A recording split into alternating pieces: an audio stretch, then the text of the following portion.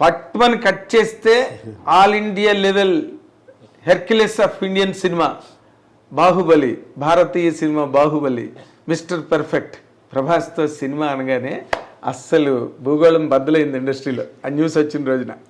అసలు అది ఎలా జరిగిందండి? న్యూస్ మేమే ఇవ్వలేదండి. మీరు ఇవ్వలేదు, సోషల్ మీడియాలో ఎవరు న్యూస్లు ఇవ్వకుండానే అది జనరేట్ అయిపోతుంది. దాని గురించి ప్రత్యేకంగా పెట్టుకుందాం సార్ ఒకసారి. అంతేనా? 4 ముక్కలు చెప్పండి. ఇప్పుడు మీరు ఎందుకు వచ్చింది, ఎలా వచ్చింది అని మాట్లాడింది కానీ, but what is your experience? There is lot of expectation around. అదే సార్, అది ఆ సినిమా స్టార్టింగు ఎండింగు దాని గురించి చెప్పాలనంటే అదొక పెద్ద గ్రంథం. అదొక పెద్ద గ్రంథం. అదేంటంటే అది ఇంత సింపుల్ గా మాట్లాడే విషయం కాదు. నెక్స్ట్ దాని స్టార్ట్అప్ అలాగే ఉండాలి, దాని ఎండింగ్ అలాగే ఉండాలి. అది చెప్పే విధానం గ్రాండియర్ ఉండాలి. గ్రాండియర్ ఇన్ ద సెన్స్ అంటే మీరే అంటున్నారు ఇవన్నీ ఇన్ని చేశారు, దీని తర్వాత స్పెక్టాక్యులర్ గా మీరు ఆ రేంజ్ లో చేస్తున్నారు. అల్టిమేట్ ప్రాజెక్ట్ కదా అది. ఇట్లాగా సరదాగా ఇలా జరిగిందండి అని అలా అనలేం. ఎందుకంటే దానికి ఆయన ఏమి నమ్మాడు, నాలో ఏం చూశాడు, మా ఇద్దరం కలిపి మేమేం ప్రపంచానికి చెప్పదలుచుకున్నాము, ఆయన ద్వారా నేనేం చెప్పదలుచుకున్నాను, ఇవన్నీ ఒక పెద్ద ఇది ఉంటుంది. అవునండి. దాన్ని యాక్చువల్గా డెఫినెట్గా ఏదైతే ఎక్స్పెక్ట్ చేస్తారో దానికి 1% ఎక్కువ ఇస్తాను తప్పించి 1% కూడా తగ్గించినని మాత్రం ప్రామిస్ చేస్తాను. Very nice. అది వెరీ నైస్. ఎందుకనంటే వేరే వాళ్ళకి ఆయన వాల్యూ ఎలా తెలుసో నాకు తెలుసు. వేరే వాళ్ళకి ఇప్పుడు చాలామంది అనుకుంటారు, ఫ్యాన్స్ కానీ వేరే వాళ్ళు కానీ యాక్చువల్గా మా హీరోతో ఎలా తీస్తాడో, ఇతని దగ్గర నుంచి ఎలా అనుకుంటున్నావు, ఇవన్నీ ఎక్స్పెక్ట్ చేస్తున్నావు, ఇవన్నీ ఎలా అనుకుంటారో, వాళ్ళకంటే 1% ఎక్కువే ఉంటాను నేను. అలా ఎక్కువ ఉంటేనే యాక్చువల్లీ ఈ స్థాయిలో ఉండగలుగుతాను.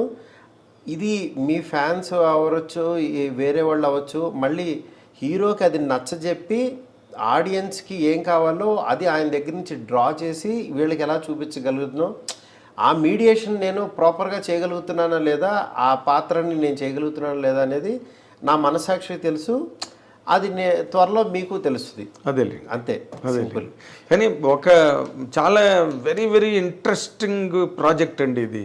ఎందుకంటే ఒక పక్కనేమో అవతల మీకు కాదు, నాకు కూడా ఇంట్రెస్టింగ్ కదా. మరి మీకు ఇంట్రెస్టింగ్ కదా సార్, మీకు అసలు ఇప్పుడు అది చాలా పెద్ద సావనీర్ అంటారే. అవును, ఇట్స్ బిగ్ సావనీర్ సార్. ఒకటే సార్, బిగ్ సావనీర్ అనుకుంటే అది బిగ్ సావనీర్ సార్. అది ఒక పని అనుకున్నాం అనుకోండి, అది 18 అవర్సే కష్టపడతాం సార్. ఇప్పుడు సీఎం కైనా 24 అవర్సే, నార్మల్ వాడికైనా 24 అవర్సే. అమ్మ సీఎం సీట్లో కూర్చున్నాను, నాకు 4 గంటలు ఎక్స్ట్రా కావాలంటే ఏమి రావండి. కానీ మన వర్క్ని యాక్చువల్గా ఈ సీఎం పదవిని ఎలా ఇది చేస్తున్నాం, ఎలా టైం ఇస్తున్నాము, మెంటల్ పీస్ ఎలా గెయిన్ చేస్తున్నాం, మధ్య మధ్యలో బ్రీతింగ్ స్పేస్ ఎలా పెట్టుకుంటున్నాం, దేనికి ఇంపార్టెన్స్ ఇస్తున్నాం, దేనికి మన మాట అవ్వచ్చు, మన పని అవ్వచ్చు, దానికి వాల్యూ ఎంత ఇస్తున్నాం అనేది ఉంటుంది. వాల్యూ ఆఫ్ ద వర్క్ అంతే. ఇప్పుడు నేను ఆ ప్రాసెస్లో ఆ పొజిషన్లో కూర్చుని ఇప్పుడు దీనికి ఎంత టైం పెట్టాలి, ఇక్కడ ఎంత ఎఫర్ట్ పెట్టాలి, దీనికి ఎంత వాల్యూ ఇవ్వాలి అని చెప్పి అవి చూస్తున్నాను నేను. ఓకే, అంతే.